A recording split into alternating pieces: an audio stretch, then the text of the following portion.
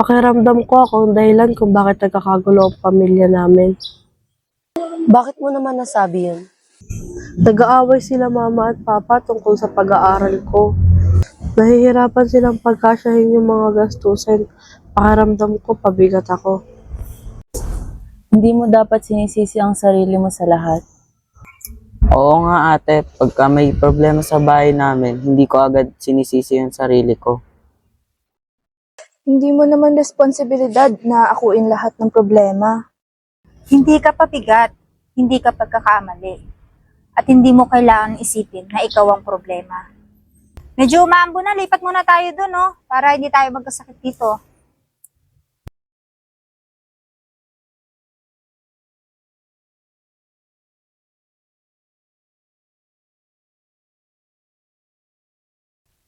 Kung ako magulang mo, hindi kita ipagpapalit kahit 1,000 milk tea.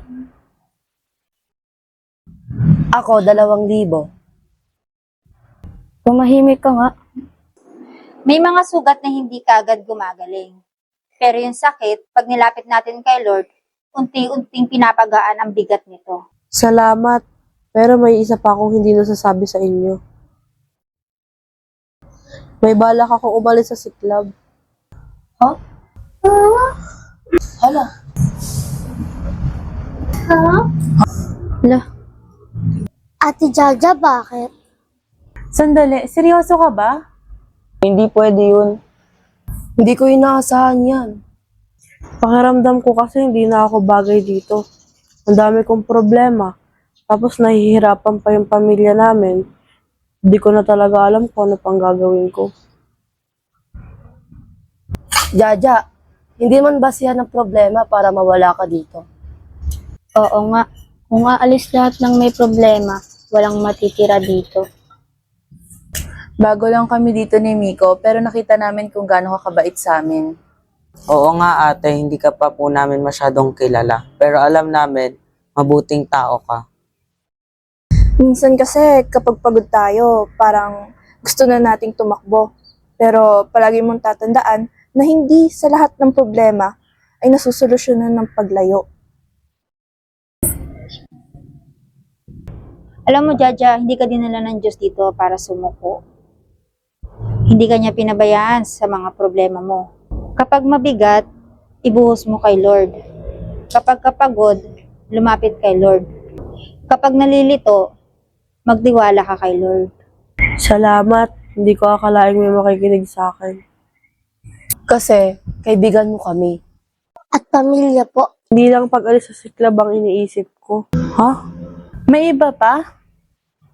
May bala kasi akong huminto sa pag-aaral. Jaja, bakit? Dahil wala na yata kaming pambayad. Pero, sigurado ka na ba?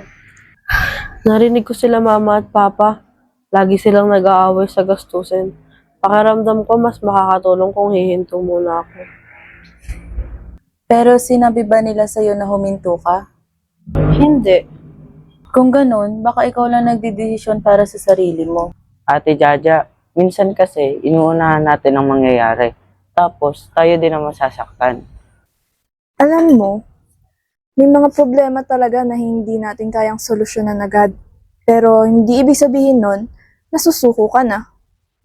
Tsaka kung wala ka, sinong tutulong sa activities? Ako na lang.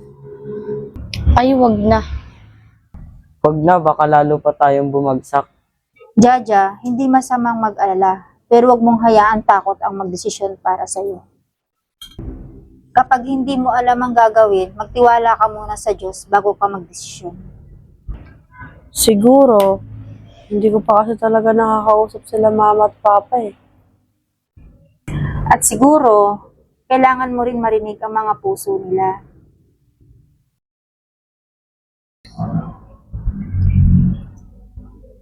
Sino yan? Jaja, Ano nangyari? Ate Jaja, ano pong sabi ng mama niyo? Sabi ni mama, anak, huwag mong isipin na pabigat ka.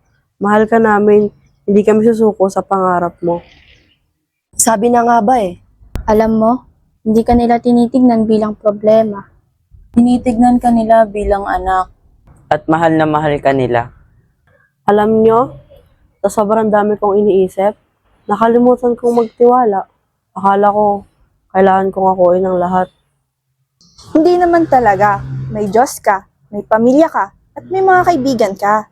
Iisa lang ang gustong iparating sa atin ng Psalm 62:8. Kapag masaya kayo, kapag malungkot, at kapag natatakot, lumapit kayo sa Diyos. Yes!